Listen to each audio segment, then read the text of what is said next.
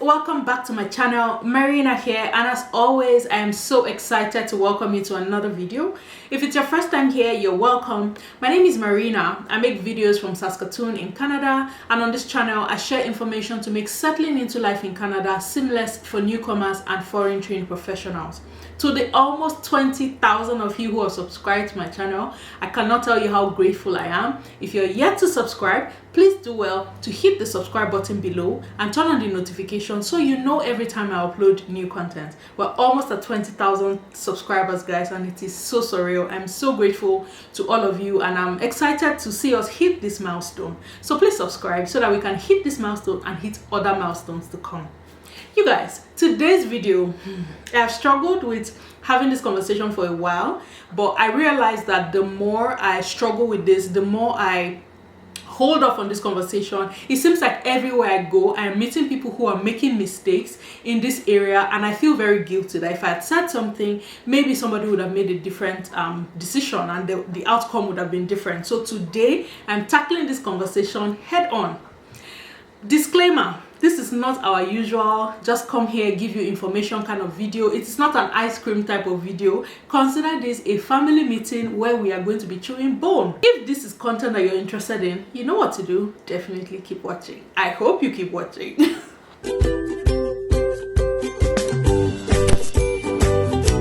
Okay, so guys, I'll give you a backstory of why this conversation is very important to me and why I'm talking about this now. Recently, in the last 4 to 6 weeks, I know at least 2 to 3 people in my professional network who have gotten into some kind of major trouble at work. And I'm not just talking about just any job. These are newcomers, people who landed in Canada within the last 1 year and landed really great jobs for a start. One particular one, the one that hurt me the most, and I'm sharing this with the person's permission because the person told me, literally said, you need to warn other people so nobody makes the same mistake that I have made. This happened within the last couple of months. This person landed in Canada, not up to 1 year, landed a good job within a couple of maybe like weeks, 4 to 5 weeks, landed a job where their annual salary was over 100,000. Professional, seasoned professional in every sense of the word, and they were able to land that kind of job first try. But the person didn't stay on that job for more than 5 months.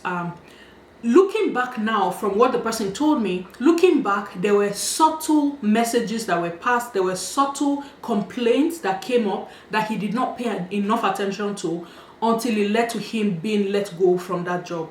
And some of the things that happened, some of the mistakes that he made in the workplace is what is informing the need to do this video. And that's why I'm going to be talking about what I'm talking about today. I'm going to be talking about the mistakes, particular areas that newcomers, especially in Canada, need to be paying extra attention to in the Canadian workplace, just so you don't get into trouble. The first thing that I noticed that a lot of newcomers may have trouble adjusting to or struggling with is the organizational culture.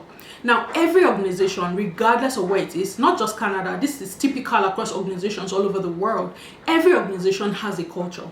Right? There are organizational culture that are driven by their values, their mission, their vision, and things like that. It is normal everywhere. Some organizational cultures are intentionally taught and handed down to the employees and to newcomers. Some other organizational cultures are formed because the people are not intentional. So in not intentionally creating a healthy organizational culture, a toxic culture is formed. So no matter how you look at it, there's a culture at play, whether it is healthy or it is toxic. As a new employee in that organization, the responsibility lies to an extent with you as well to pay attention to what is the culture of this organization.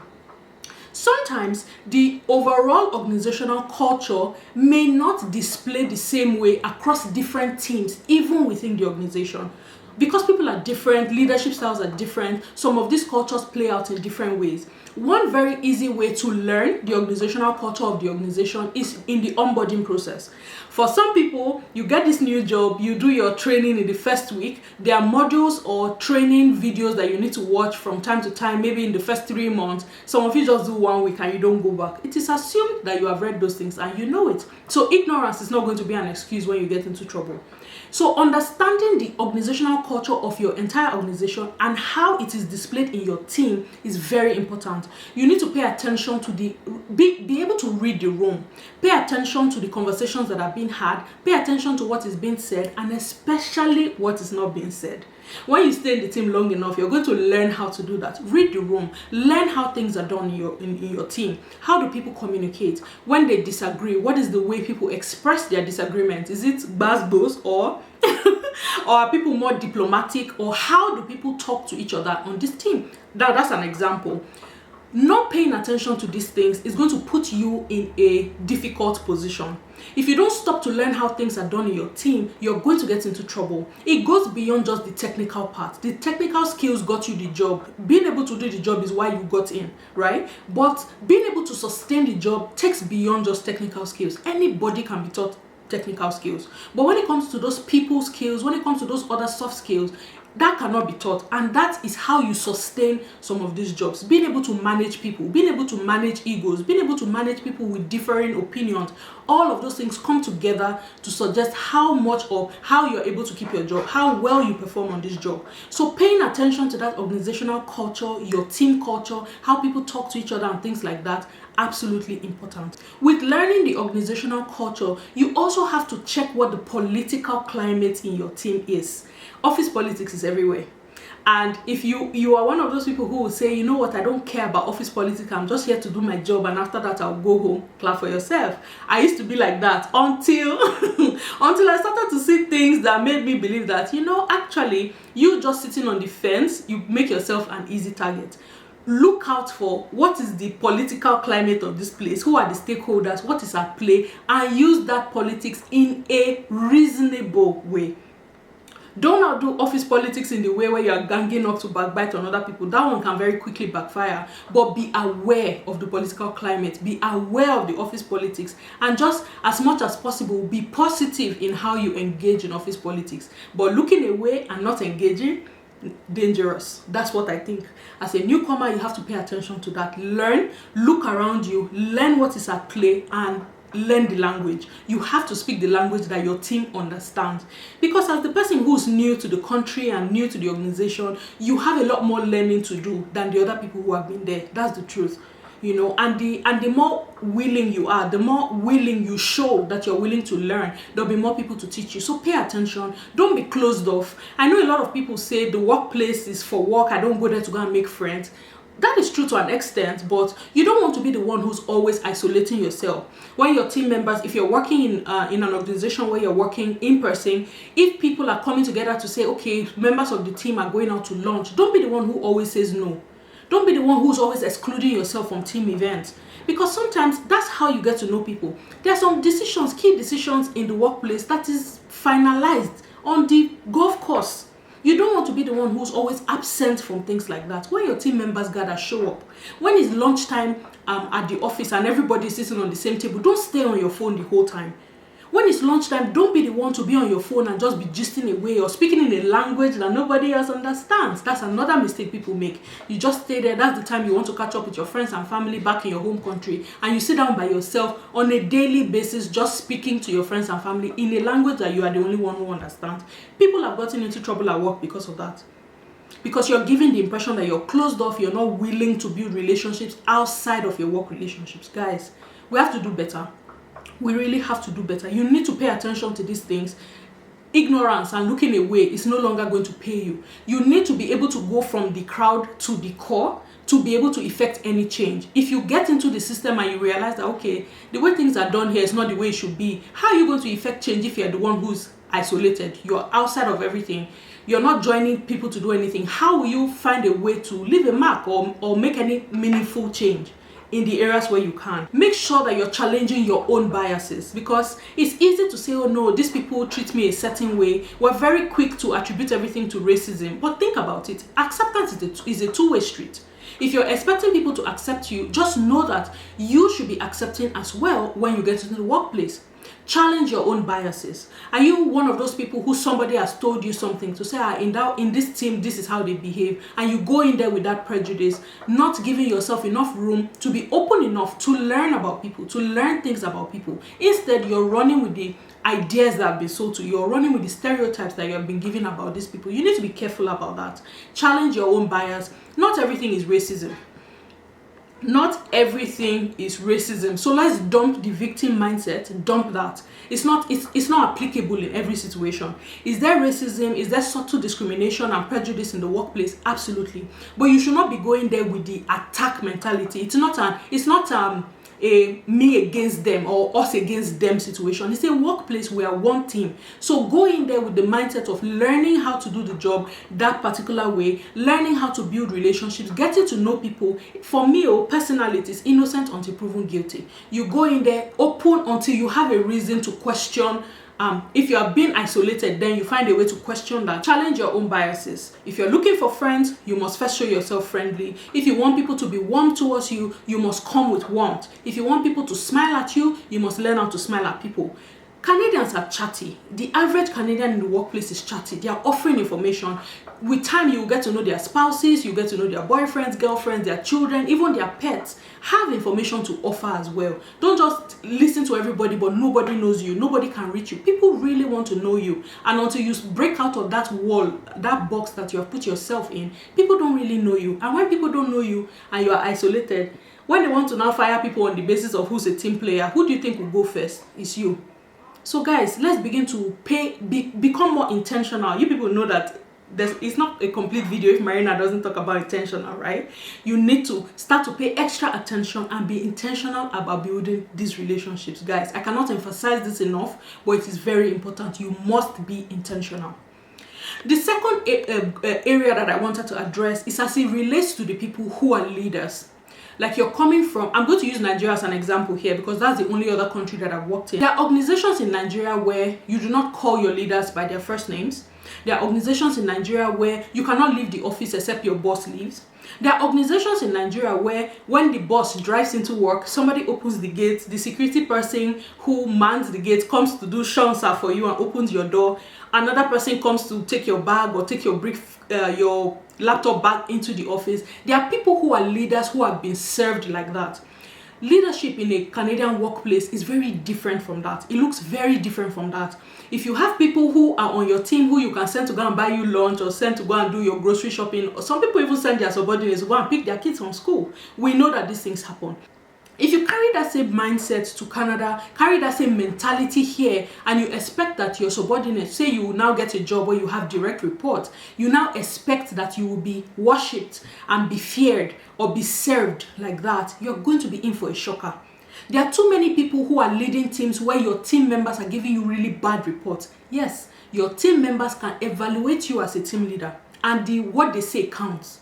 In several places, I have heard too many stories of people who are leading teams where you are trying to treat your team members as if they are invisible. You are treating your team members like their opinions don't count. You ask, but you don't take what they suggest. When they make suggestions, when you all decide something, only you will go back and do what you please because you are the boss. That mentality is only going to lead you one way: out of the organization. Out. Your team members here are team members. You're on the same side. That's how to look at it. At the end of the day, you are there because of order. You're there because, hierarchy has to be in place. Somebody has to lead the team. That's why you're there. It will be in your best interest to learn what is the language that the average Canadian worker understands. What are the expectations of me as a team leader? How can I be a better leader to you? That's how you want to be approaching those conversations. Empathy is a big deal here. Empathy is a huge deal. As a leader, that's a skill that you must cultivate. So for things that may be mundane to you, it is a big deal to the average Canadian worker, and you do not want to come across as dismissing concerns that are important to other people. Typical example, in Nigeria, we're not very big on pets, right? We're not very big on pets. People don't typically miss work because something's happening with their pet. In Nigeria, you will get into trouble for doing that. But here, pets they're not outdoor. They're not animals that you just keep at the back of your house and feed them crap. People treat pets like kids here. People can take excuse and not show up at work because their pet needs surgery. There's pet spa here. There's daycare for dogs. There's people take medical insurance for pets. So it's a big deal here. So imagine that you're a leader, you're leading a team, and somebody comes to tell you something's wrong with my pet, and you're like, for what? You're missing work because of dog. It is not just because of dog. For some people, their pets are their kids. So learning how to respond in certain situations like that, even though it sounds like it's mundane to you, it is alien to you, you don't understand why it's such a big deal for people to miss work because of pets, you're going to now have to learn the right way to respond to an employee in that kind of situation. Because all that has to happen is 1, 2, 3 people to just report your pattern of leadership, and before you know, you're in trouble. So let's bring our shoulder down. That's and being black, I feel like for some people it's imposter syndrome. Because you're black and you're leading people, you just feel like you have to do extra to prove to them who the boss is. Nobody cares. You're just going to be feeding a stereotype that people have, that, oh, when these people are in positions of authority, they want to rub it in your face that they are the leaders. You're just going to be feeding that stereotype. I'm saying these things from things that I've heard, some of which I've experienced. Learn the language that works and adjust your leadership style to suit it. Learn the language that works. The I'm strict, everything is serious with you, as if they sprayed you with starch. You are going to have to just calm down, or you'll be on your way out of the organization. I'm not leading people yet, but from just looking at the kind of leaders that I have had, I'm noticing patterns. And these are people who are learning. They come to you to tell me, what kind of leader do you want me to be? You're not the one who wants to impose on people. Do more listening as a leader. Do more listening, really. All that witch hunting people or harassing people in the workplace that we're typically used to in the Nigerian workplace, it's not going to fly here. It will not. So pay attention to your team, speak the language that you know people will understand, especially as a leader. You guys, if you're still watching at this point, I hope that you're taking notes. I hope that you're learning from this and this is making sense to you. If you have been in a Canadian workplace and you have experienced any of these things that I'm talking about, please leave a comment in the comment section. It'd be nice for other people to learn from our experiences as well. The final area that I want to address, and this one, I am on this table with one leg. Dear immigrant brothers and sisters, please take a break. Take a break. Normalize booking time off work to rest. It's okay if you want to do all that job, work for 60 hours a week, go from one job to another job because you're trying to make money to pay bills. Yes, I understand that the bills are not smiling. But at the end of the day, now they are alive, you hustle. You have to be alive to be able to enjoy all the hustle you're hustling now. Take a break. Take a break. I overheard a conversation one day that I thought was very hilarious.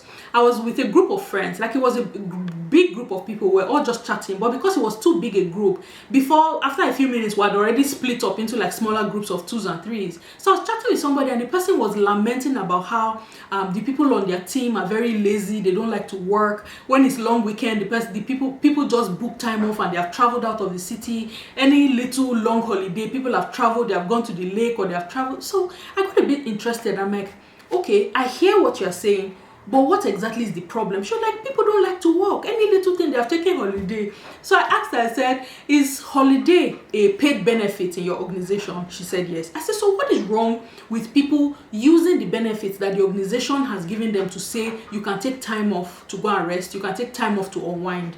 Why is it a problem to you that people are taking breaks from work to go and unwind? And she was like, no, that's not how it's supposed to be. People are supposed to be more mindful of their work. And it made me think. And I told her, I said, just what if it is your own approach to work that is not normal? You're coming from a country like Nigeria where some people who maybe live in Lagos, you leave your house at 4 a.m. You don't come back home until 11 a.m. You do that 5 days. For some people, it's 6 days a week. To even take holidays, almost like they're doing you a favor. You work and work and work like that round the clock. You now come to this place where you can actually close and it's still daylight. You don't have to work until 11 p.m. You don't have to wake up at 4 a.m. to go to work. You can actually take a break as a right, not because you're asking for a favor. Yet you are the one not taking the break. And we are the ones sitting down to say the people who are taking breaks are lazy. Just what if it is your own point of view that is the faulty one? What if it's the way you are looking at work that is not the right way? The right way is that you're supposed to be able to work and take time off to rest. So that person who's planning holidays for long weekends and taking extra time off just to go and unwind, what if that is actually the right way to look at it? By the time I finished talking to her, she was quiet. I'm like, yes. At the end of the day, for the people whose offices pay out holiday bonus, your own holiday bonus will be so big. But people are noticing that pattern. HR is checking. They say I should tell you. It's a lie, they didn't send me. But really, take a break. Normalize taking holiday just for the fun of it. You don't have to plan a trip. Sometimes it might just be to explore your city. Sometimes it might just be to sleep. Some of us, we work and work and work, and then we take 2 weeks, 3 weeks holiday and we travel back to our home countries. You and I know that when that happens, it's not rest. I've done it once and I came back more tired and more broke than it was before I went. So we know that, say, taking 2-3 weeks to go to Nigeria, typically it doesn't come back as rest. So take time off, rest, give your mind and your body a break. Some of us landed in Canada and straight up 2 weeks later, boom, you have gotten a job and you have not had any time to really just look around and explore the city that you live in. Travel can be expensive, but that's what you are working for. Pay yourself first. Learn how to pay yourself. Learn how to take advantage of your benefits. Take advantage of your benefits, especially your holiday entitlements. Take advantage of them. Me, I told you guys that I'm on this table with one leg. I lost some holiday entitlement this year because I was not paying attention. I thought I had more time, I didn't, and I lost some days. Never again is that going to happen to me. So guys, please, you're getting older. You're not a spring chicken anymore. For those of you who moved here with families and you just get into this routine of work, your kids are getting older, you're getting older. You want to be there for your children. So please, pace things in a way that gives you breathing room to take time to rest. For those of you who have to do multiple jobs, my heart goes out to you. But even in all of that, please still find ways to take time off to unwind. We're approaching summer, which means that people are going to be booking trips. Please don't be the one taking everybody's shift. All the people that are going on holidays, they don't have two heads. You too book holiday and go. Let somebody else take your shift. You will not die, I promise. Guys, please. This is not trial and error that we're doing. This is our lives now, and you have to be more intentional about the way you do these things. Pay attention to yourself. If you feel sick, let's not do that thing of I'll just wing it, I'll just take Panadol, or I'll just take Tylenol, I'll be fine. If you feel sick, normalize going for checkup before you are sick. Normalize those things. There are medical benefits that your office has paid for. Get comfortable using them. I got an email that made me so glad recently about somebody who told me how she finally went to get her teeth checked because she watched my video on me going to the dentist for the first time. It made me so glad just knowing that people watch and they're taking action. So please take action. Go and book that your medical checkup for the year just because. Don't wait until you're sick. Like I said, you're getting older. Your body is going to start slowing down. Don't put extra pressure. Don't speed up the process of your body slowing down because you think you're hustling. Guys, I just thought I could come have this conversation today and just say it the way it is to let us know that it is important for us to start to pay attention to these things. At the end of the day, we want to succeed in this land that we have come to. We have left our comfort zones, we have left our families, we have come here to this land. You don't now want to come here and do things that would be counterproductive to you in the long run. Anyway, I hope you guys enjoyed this video. I hope you learned from this video because that's what my aim is. For those of you who are angry with me right now, I wish I could tell you that I'm sorry because I'm not. I hope you drink some water, you'll be fine. Just drink cold water, you'll be okay. I really hope that you guys took a thing or two from this video. If one person learned something and they're going to make adjustments, I'll be satisfied. You know, please, I'd like this to be a conversation that we can have. Are you confused? What is it that you find the most difficult about adjusting to life in the Canadian workplace? In what areas do you think you can do better with adjusting? In what places do you think you should be paying more attention to? Please leave it in the comment section. Let other people learn from this conversation as well. Well, thank you very much for watching this video. I hope you are still here. If you are and you haven't subscribed, please subscribe. We have nicer videos some days. Today was just not one of those days. Today was just not one of the days where we're going to have the ice cream kind of video. Today it was absolutely imperative for me to bring this conversation the way I brought it. Well, thank you very much for watching this video. I hope you learned from it, and until I come your way in the next video, it is Marina saying thank you and have an awesome day. Bye guys.